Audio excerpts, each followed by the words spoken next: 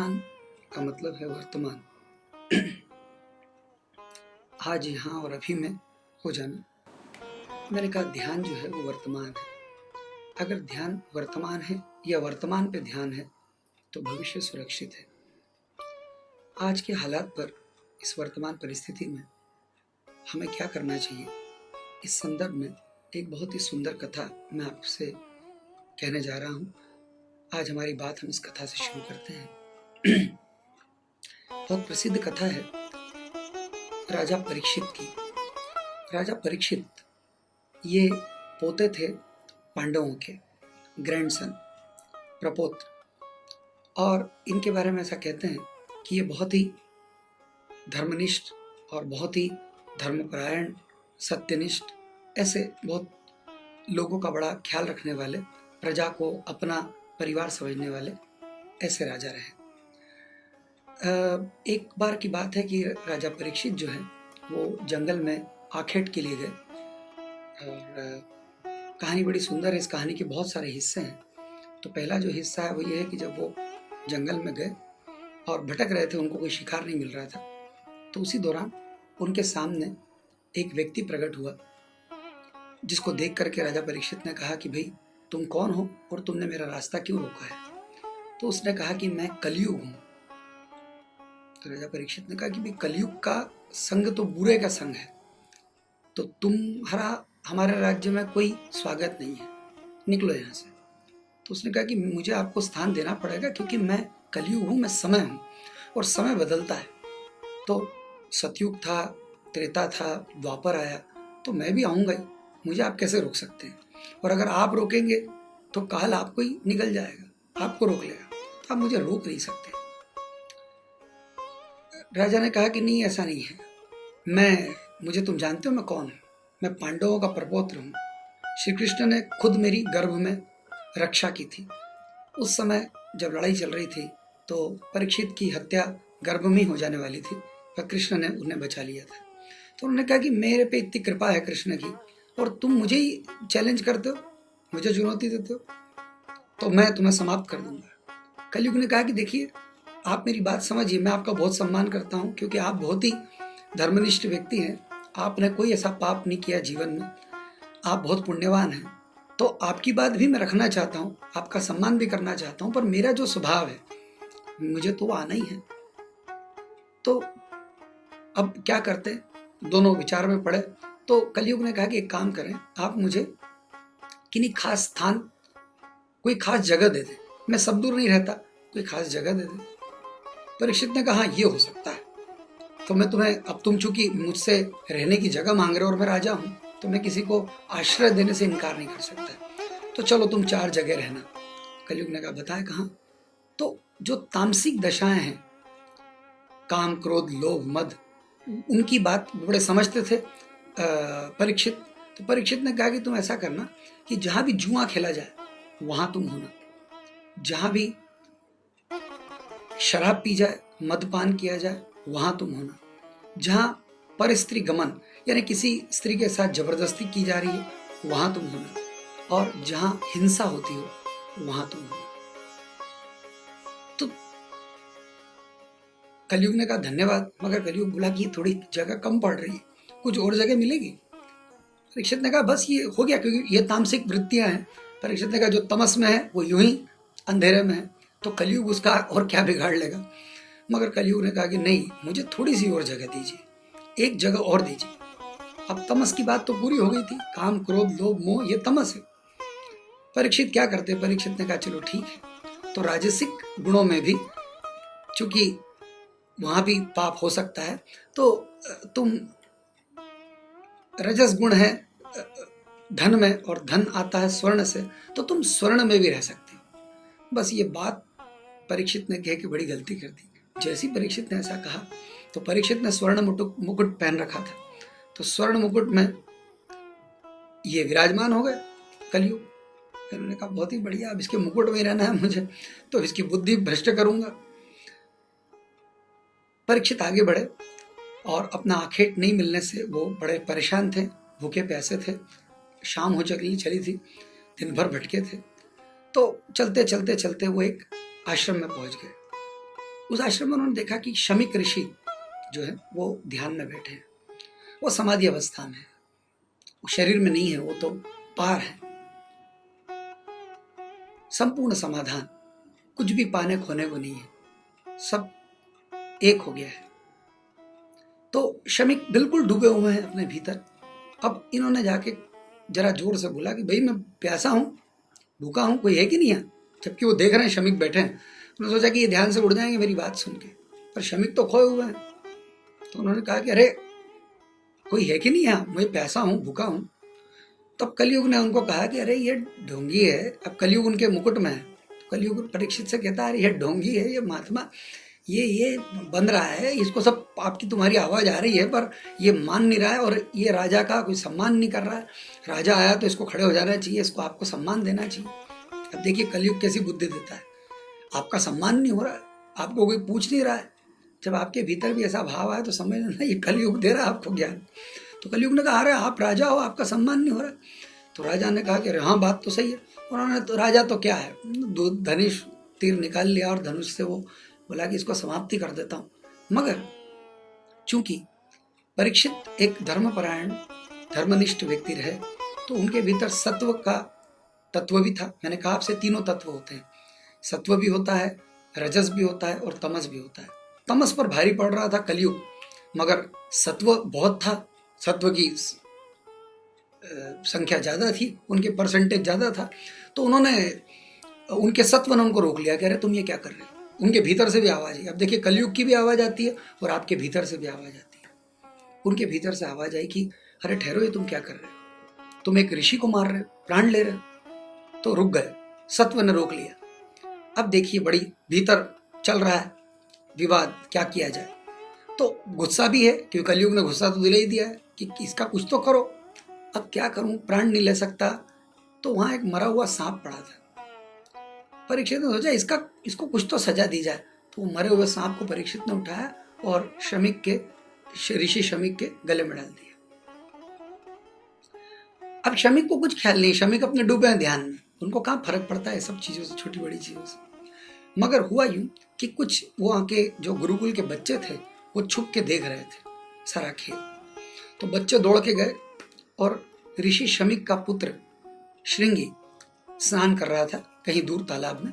वहां पहुंच गए बच्चे। उन्होंने कहा श्रृंगी से कि महाराज बड़ी गड़बड़ हो रही, आपके पिता का घोर अपमान हुआ है, आपके पिता समाधिस्थ हैं और किसी राजा ने आकर के उनके गले में मरा हुआ सांप डाल दिया।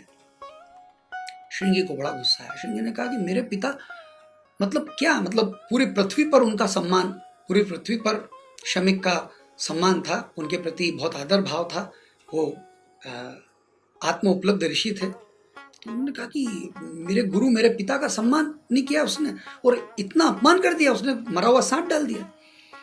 तो अब वो चूंकि बालक है, अभी जवान है, उसने हाथ में जल लिया और चूंकि और बहुत शक्तिशाली है क्योंकि शमीक का पुत्र है। तो श्रृंगी ने हाथ में जल लिया और कहा कि ये राजा जो भी हो कोई, इसको 7 दिन में तक्षक नाग काट लेगा और ये मर जाएगा, 7 दिन में इसकी मृत्यु होगी, और पानी फेंक दिया। अब ये इसका कोई काट नहीं था, ऋषि पुत्र थे और बड़े ध्यानी और ज्ञानी व्यक्ति थे। तो इन्होंने दे दिया श्राप। ये लौट करके आए आश्रम। तब तक वहां से वो जा चुके थे परीक्षित। ये जब आश्रम में आए तो पिता ध्यान से उठे, उन्होंने देखा गले में सांप। उन्होंने कहा ये मजाक किसने किया, ये किस बच्चे ने मजाक किया भाई, मेरे साथ मरा हुआ सांप मेरे गले में डाल दिया। तो बच्चे तो हाथ जोड़ के खड़े थे। उन्होंने कहा कि किसी की हिम्मत है आपके गले में मरा सांप डाल दे कोई। तो उन्होंने फिर घटना बताई कि ऐसी ऐसी घटना हुई, कोई राजा यहाँ आए थे और उन्होंने ऐसा किया और आपके बेटे ने, श्रृंगी ने, उसको दंड भी दे दिया। तो उन्होंने कहा क्या दंड दिया? श्रृंगी ने कहा 7 दिन में मर जाएगा।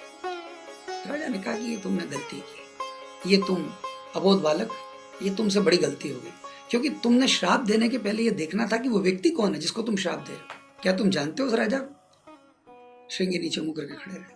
बोले तुमने बहुत ही अमानवीय व्यवहार किया, तुम बगैर जाने किसी की बात सुन करके तुमने रिएक्शन दे दी।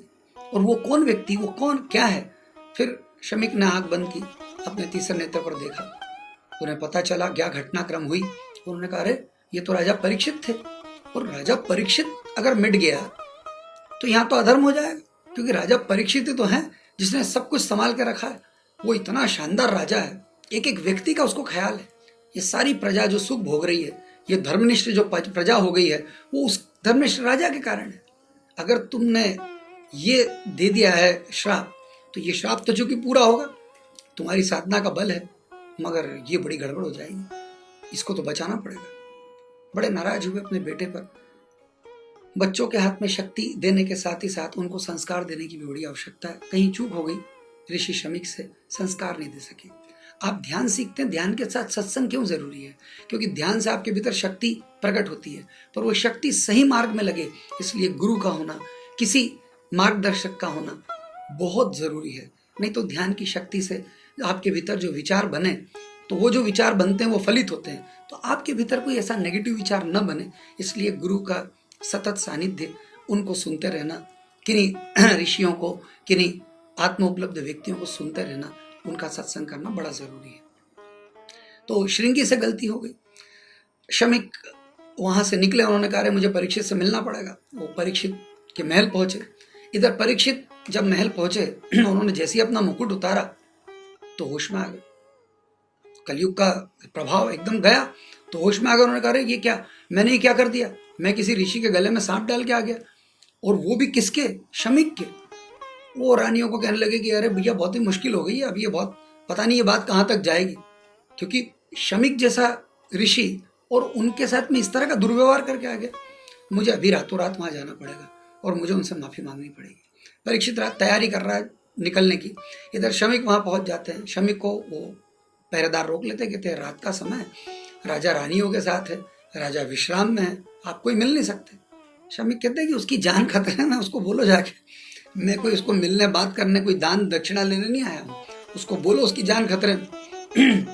भागे द्वारपाल। उन्होंने कहा कि शमीक आए हैं, ऋषि शमीक आए हैं। तो राजा तो दौड़ा, उन्होंने कहा यही तो, इन्हीं की तो मैं, इनसे तो मिलने में जा रहा था, वो कैसे आ गए?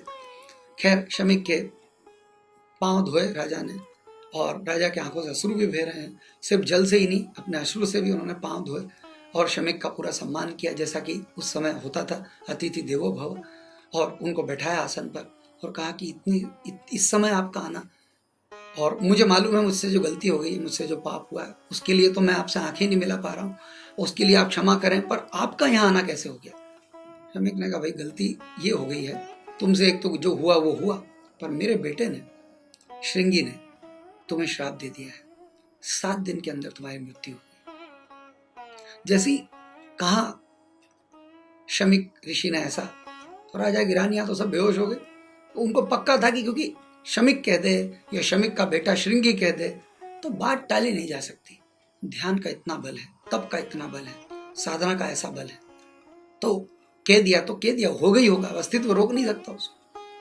तो शमीक ने कहा कि मैं इस बात को लेकर बड़ा दुखी हूँ, और मैं तुम्हारे पास इसलिए आया हूँ कि अब तुमको तुम्हारे गुरु के पास जाना चाहिए, क्योंकि तुम्हारे पास अब 7 दिन का वक्त है।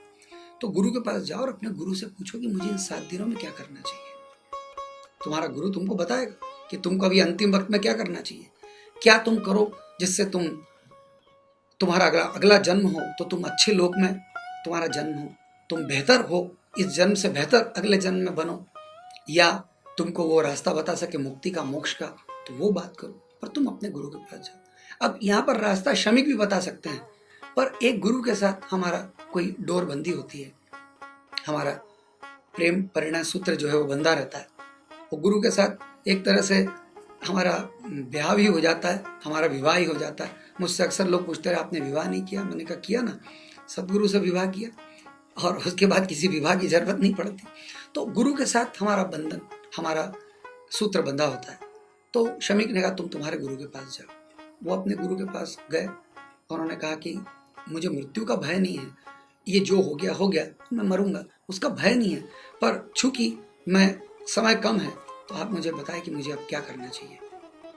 गुरु ने कहा कि तुम 2 बातें हैं, गुरु ने फिर उसको दोहराई, 2 बातें हैं। एक ये कि तुम कुछ पुण्य कार्य करो, तुम कुछ अच्छे काम करो, इतना पुण्य कार्य करो कि तुम्हारा अगला जन्म जो है वो देवलोक में हो, और तुम देवलोक का मजा लो, आनंद लो, देवताओं के यहाँ तुम्हारा जन्म हो। हम देखते हैं ना किन्हीं लोगों का जन्म देव पुरुषों के यहाँ होता है, वहाँ सब देवता ही होते हैं, वहाँ उनका जन्म हो जाता है क्योंकि पिछले जन्म का उनका कोई पुण्य कर्म होता है।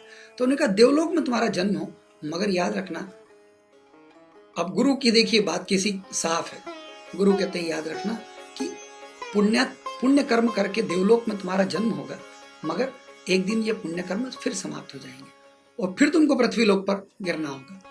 ये पृथ्वी लोक, देवलोक कुल मिलाकर के कॉन्शियसनेस की स्थितियां हैं, इस पर मैं आगे कभी आपसे चर्चा करूंगा। तो उन्होंने कहा कि तुम फिर वापस पृथ्वी पर आ जाओ। परीक्षित ने कहा कि गुरु महाराज आप बताइए मुझे क्या करना। तो उन्होंने कहा दूसरा रास्ता ये है कि तुम कुछ ऐसा उपाय करो जिससे कि तुम्हारा मोक्ष हो जाए, तुम्हें मुक्ति मिले। उसने कहा कि अब आप बताएं मोक्ष के लिए मुझे रास्ता बताएं, क्योंकि आप ही ने कह दिया कि मुझे वापस लौट के नहीं आना। तो उन्होंने कहा फिर तुम्हें वेद व्यास का जो पुत्र है उसके पास जाना होगा। तो वेद व्यास के पुत्र के पास परीक्षित पहुंचे। अब देखिए वो भी एक ऋषि पुत्र थे जिन्होंने इनको श्राप दे दिया, ये भी एक ऋषि पुत्र हैं, मगर ये ऋषि पुत्र कुछ और ही है, ये लोगों को मुक्त करते हैं। उन्होंने उनको जाकर के प्रणाम किया और कहा कि ऐसी ऐसी परिस्थिति है, मेरे गुरु ने आपके पास भेजा है, मेरी मुक्ति का क्या साधन हो सकता है। तो उन्होंने कहा कि 3 बातें हैं, अगर तुम मुक्ति चाहते हो तो 3 बातें हैं। एक, ओम का जाप करो, सतत तुम्हारे भीतर ओम चले। एक, दूसरा, ध्यान में गति करो, ध्यान तुम्हारा गहरा। ये शुकदेव है, शुकदेव वेदव्यास के पुत्र है। शुकदेव ने कहा पहला ढंग है, जब तुम्हारी मृत्यु करीब आ जाए, तुमको लगे हम मरने वाले हैं, तो क्या करो, ओम का पाठ, भीतर सतत ओम चलता रहे या ध्यान में गहरे उतरो। और अगर ये न कर पाओ, क्योंकि परीक्षित के आंखों में जब देखा शुकदेव ने तो ऐसा लगा कि परीक्षित थोड़े से घबरा यूं रहे हैं कि शायद मुझसे ये ठीक से बन पाए ना बन पाए, मैं कहीं टूट जाऊं इसमें। तो उन्होंने कहा कि मुझसे ये ध्यान लग पाएगा कि नहीं महाराज, विचारों को एक जगह लाना, निर्विचार होना, विचारों के पार जाना, ध्यान की अवस्था में मैं पहुंच पाऊंगा कि नहीं, क्योंकि 7 ही दिन का समय। तो शुकदेव ने कहा फिर तीसरा मार्ग जो है वो है भक्ति। अब तू एक काम कर, संकीर्तन, कीर्तन कर, गीत गा, उस कृष्ण की लीला को सुन, उस कृष्ण की लीला में एक हो जा। तो चल मैं यहां तेरी मदद कर देता हूं। और शुकदेव ने कहा कलयुग में सबसे सरल मार्ग यही होगा, किसी व्यक्ति से ध्यान न हो, किसी व्यक्ति से ओम मंत्र की साधना न हो, तो वो भक्ति करे, वो गीत गाए, वो प्रभु के स्मरण में डूबा रहे। ये सबसे सरल होगा कलयुग के लिए, कलयुग में लोगों के लिए। तो तेरे लिए मैं, और चूंकि तू इसमें राजी है तो चल बैठ, मैं तुझे कृष्ण की लीलाएं सुनाता हूँ। और वो जो कृष्ण की लीलाएं उन्होंने सुनाई, उसी को हमारे यहाँ भागवत कहते हैं। तो हमारे यहाँ भागवत बैठती है, लोग भागवत पाठ होता है 7 दिन का, और उसमें वो कृष्ण की लीलाएं सुनाई जाती हैं। तो वो शुकदेव से मामला शुरू होता है। तो शुकदेव ने वो लीलाएं सुनाना शुरू की और कहते हैं कि 7 दिन और मुंह मोक्ष को प्राप्त हुए। अब बड़ा मजा है इस कहानी को थोड़ा सा ठीक ढंग से आज के हालात में समझें तो बहुत अच्छे से आप समझना। उसे कहा गया कि तुम्हारी मृत्यु 7 दिनों में होगी। आप क्या समझते हैं, आपकी और मेरी मृत्यु भी तो 7 ही दिनों में होगी। 7 दिन, सोमवार से लेकर रविवार। भाई आप जब मरेंगे या मैं जब मरूंगा तो मंगलवार होगा या बुधवार होगा, गुरुवार होगा या शनिवार होगा। 7 ही दिन के अंदर मैं भी मरने वाला हूं और 7 ही दिन में आप भी मरने वाले हैं। 7 दिन का ही तो समय, 8वां दिन हम कहां से लाएंगे। तो मृत्यु सभी की 7 दिन के अंदर ही होने वाली है। अब सवाल ये है कि आज की जो परिस्थिति है, ये जो पेंडेमिक फैल रहा है, हमें हमेशा ये लगता है कि ये सब जो हो रहा है ये दूसरों के लिए हो रहा है। हम संख्या देखते हैं, अरे कितने मर गए, अरे कितनों को हो गया। मगर आज की जो अभी जो परिस्थिति है वो ये है कि वो ये इतना तेजी से फैल रहा है कि ये अब इसके मरीज इतने फैल गए हैं कि अब अस्पतालों में जगह नहीं है, अस्पतालों के बाहर ही लोगों की मृत्यु हो रही है। अब ये सरकारी आंकड़े अलग हैं और वास्तविकता कुछ अलग है। तो पूरी दुनिया में ये तेजी से फैल रहा है। अब तो ये कहा जा रहा है, सदगुरु जग्गी वासुदेव ने कहा कि मुझे लगता है कि हर एक व्यक्ति से गुजरेगा, और एक बार नहीं, शायद 2 बार 3 बार भी गुजर सकता है। मैं आपको डरा नहीं रहा हूँ। इन दिनों लोग कहते हैं कि जग्गी भी लोगों को डरा रहे हैं। डरा कोई नहीं रहा है, सावधान किया जा रहा है। आप जागिए। मैं एक छोटी सी बात आपसे कहूँ कि इस पेंडेमिक में एक बात जो लेटेस्ट निकल करके आई है, अभी की जो लेटेस्ट रिसर्च है, वो ये है कि आपको बुखार आ जाता है या आपको खांसी हो जाती है, गले में आपको तकलीफ होती है, ये इस कोविड-19 के लक्षण नहीं है। कोविड-19 का अब लक्षण जो स्पष्ट हो गया है, बहुत स्पष्ट हो गया है, वो ये है, ऑक्सीजन की कमी हो जाती है। इसलिए अभी दिल्ली में ये ऑक्सीमीटर क्या कहते हैं वो बांटा जा रहा है, सब लोगों को दिया जा रहा है कि उस मीटर को देखें अपने आप को लगा करके कि आपका ऑक्सीजन का लेवल एक जगह से अगर कम हो रहा है, इसका मतलब कि आपको कोरोना पकड़ रहा है या कोरोना ने पकड़ लिया है। अब ये कहा जा रहा है कि आपको कोरोना ने पकड़ लिया है, आपको पता लग जाए कि आप पॉजिटिव हैं, तो भी घर से मत निकलिए। अब उल्टा कहा जा रहा है, अब कहा जा रहा है अस्पतालों में मत जाइए। एक तो वहाँ जगह ही नहीं है, और दूसरी बात है कि आपकी हालत अभी उतनी सीरियस है भी नहीं, अभी शुरुआत है, तो इसको किन्हीं तरीकों से यही रोका जा सकता है। तो ऑक्सीजन का लेवल बढ़ाने के लिए जो भी डॉक्टर करते हैं वो घर पे भी किया जा सकता है, वो करेंगे। और जो आपको दिक्कतें हो रही हैं सांस लेने में, उसके लिए वो क्या कर सकते हैं, वो करेंगे। तो अब ये एक मैसेज सब दुनिया भर में दिया जा रहा है कि अब अगर आपको ऐसी कोई दिक्कत हो जाए तो आप अस्पताल मत भागिए, क्योंकि अगर आप अस्पताल पहुंच गए, एक तो आपको जगह नहीं मिलेगी, और अगर आपको जगह मिल गई किन्हीं कारणों से, तो आप उस पेशेंट का हक मार रहे हैं जो बहुत सीरियस है, जिसको अस्पताल की हालत है। अभी आप अस्पताल की हालत में नहीं है, अभी आप घर में इसको ठीक कर सकते हैं। तो कोरोना हो जाने के बाद, पॉजिटिव हो जाने के बाद भी अस्पताल मत भागिए। खैर, तो ऑक्सीजन की कमी, कुल मिलाकर के पहले दिन से हम आपसे ये गुजारिश कर रहे हैं सभी साधकों से, और जितने लोगों से आप मिलते हैं, जो आपके घर परिवार के लोग हैं, उनको बताइए, अपने मित्रों को बताइए कि ऑक्सीजन का लेवल बढ़ाने के लिए आपको कायाकल्प क्रिया बेहद ज़रूरी है। आपको ये श्वास का जो चरण है, जिसमें हम श्वास तेजी से बाहर फेंकते हैं, 5 मिनट कम से कम करना बेहद ज़रूरी है। तो कायाकल्प क्रिया अगर पूरी आप करते हैं तो अद्भुत है, उसके परिणाम अद्भुत होंगे। तो आपका ऑक्सीजन का लेवल न गिरे, पहले तो अपने शरीर को आप संभालिए। और अगर ये हो भी गया मान लीजिए, और अगर आपकी जान जाने भी लगती है, तो आपको क्या करना है? आपको वही करना है जो राजा परीक्षित को उनके गुरु ने बताया, शुकदेव ने बताया, ओम का जाप करो, ओम भीतर चलता रहे। वो कहें कि तुम मुक्त हो जाओगे। तुम्हें ध्यान की अगर समझ हो, ध्यान में डूबो, और अगर कुछ नहीं हो सके तो संकीर्तन करो, भगवान का नाम लो, उसका स्मरण करो। तो मैं ये नहीं कह रहा हूँ आपसे कि कोई आपकी मृत्यु आ गई है, मगर ये जो हालात हैं आप सब तरफ देख रहे हैं, आपकी और मेरी बात नहीं है, ये सभी की बात है। अब ये परिस्थिति इस तरह से है, बहुत ही तेज़ी से ये फैल रहा है, बढ़ रहा है, और आप हमारे देश की हालत भी देख रहे हैं और बाकी देशों की हालत भी आप देख रहे हैं। और कहीं एक छोटी सी जगह इसको कंट्रोल भी कर लिया गया, तो ये कितने दिन तक कंट्रोल रहेगा? क्योंकि ये अब एक ग्लोबल विलेज है। तो अगर मान लीजिए कि पूरे भारत से ये निकल भी गया, तो अमेरिका में जो हालत है, तो फिर ये वहाँ से हमारे पास आएगा। तो ये पूरी दुनिया के लिए एक जागरण का समय है, जागिए। एक अच्छा, मुझे एक बात बताइए, आप जितने भी लोग मुझे सुन रहे हैं, आप मुझे बताइए कि आपसे अगर मैं पूछूं कि जीवन के अंतिम दिनों में क्या करना है, तो आपके पास हमेशा एक या तो कुछ प्लान होता नहीं, या होता है तो हमेशा ऐसा प्लान होता है कि भाई अगर जीवन के आखिरी दिन हैं, मान लो 70-80 की उम्र हो गई, तो क्या करेंगे? तो बस अब तो ध्यान करेंगे, अब तो भजन करेंगे, अब तो किसी आश्रम में जाके रहेंगे, किसी सदगुरु के चरणों में रहेंगे। अब तो बस अंतिम में हर भारतीय का जो स्वप्न है, जो भी संस्कारित घरों से हैं लोग, उनके मन में बात होती है कि आखिरी समय में मैं ये करूंगा। मगर मैं आपसे बता दूं, इस बात को बहुत स्पष्ट कर लीजिए कि वो आखिरी समय आज और अभी है। आप मेरी बात को समझने की कोशिश करना। अगर आप आखिरी समय में कुछ करना चाहते हैं तो उसको आज से शुरू कीजिए। ये मन है, ये मन धोखा देता, वो कहता बस ये 10 साल दुकान चला लो, बस ये बेटे की शादी हो जाए, फिर ध्यान भजन करें, कीर्तन करें।